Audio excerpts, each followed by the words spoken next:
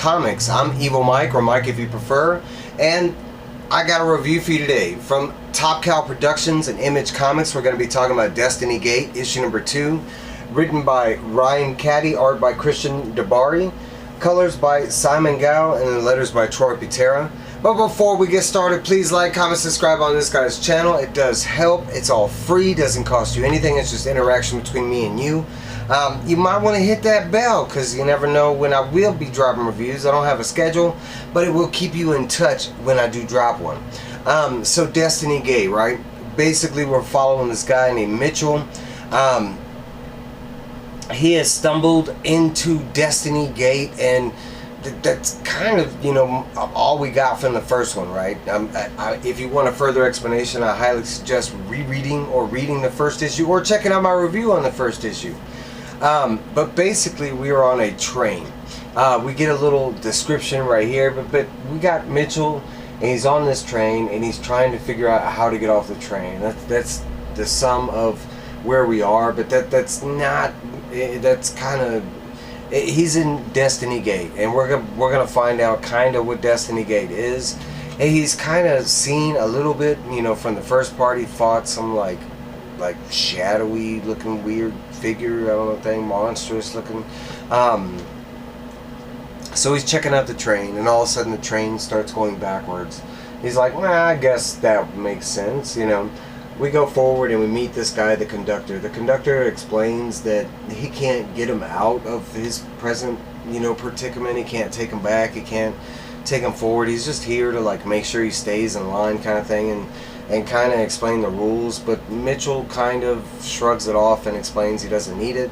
The conductor explaining that you know, this guy Mitchell has already kind of figured it out, and Mitchell is like, yeah, you know, and it has to do with like Mitchell's life and his past regrets and experiences and stuff like that. The conductor explains that, you know, the whole point is to, you know, go back to these, you know, bad experiences that you had throughout life and try to learn from those experiences, right? Good motif, but and Mitchell gets that and everything. So as he goes forward, he starts getting lost on the train after leaving the conductor. And it's just constant, like he goes one way, it ends up being the same way. You know, it's all this back and forth. He starts seeing these creatures that try to help him, and every time one of them appears, he kind of like, nah, I don't need your help, I don't want what you're selling, kind of thing. And all they're really trying to do is help him or guide him, or, you know, that's what it seems like. That it might not be really the case. They might be trying to kill him. You know, it never goes that far, because, like I said, he as soon as they pop up, he's like, oh, well, don't talk to me. I'm out of here. Eventually, after he runs from so many of these, he starts to finally like backpedal. And when he backpedals, and it was one of the things the conductor told him not to focus on was the past. Like to revisit the past, but not to focus on it, kind of thing, to learn from the experiences from your past, but there's no way we can change our past, kind of thing. And sure enough, that's what this guy does, is metaphorically he runs backwards, and sure enough, there's a bigger monster there in the past, and we get a lot of dialogue from this guy, but basically like it's all his regrets and sorrows and all his mistakes like piled up into one form, and it's just after him, kind of thing. So basically it's like Mitchell, and he's running back and forth from the little guys, the big guy, you know. Eventually he's drowning in all this like guilt and sorrow. There's like a motif, you know, in the background that he's supposed to be accomplishing. And they show like different scenes. This one time when he left like a farm that was, you know, with his family that was about to close down due to foreclosures. There was another time where, like at a church, where it didn't look like he grieved for too long, maybe, or maybe he took too long to grieve, something like that.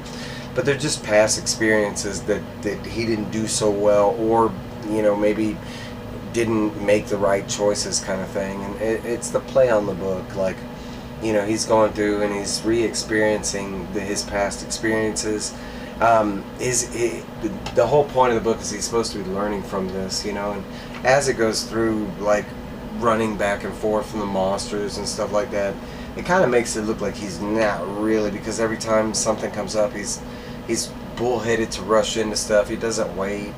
You know, and the book kind of like laughs at him in that regard, because the creatures he runs into, they're like, wait, you know. They keep hinting at this.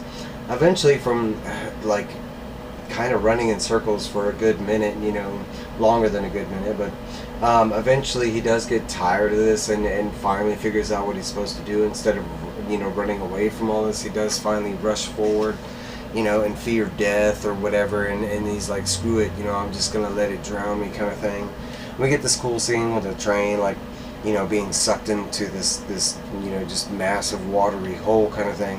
And that's basically where the book leaves us off at. It gives us a like hint to the next issue, and it's just the underground, you know. There is some, you know, paragraphs about the writer, artist, that kind of, you know, the team behind the book. Some cover gallery art, you know, if you're interested, kind of thing. But that is this issue where it leaves us off from.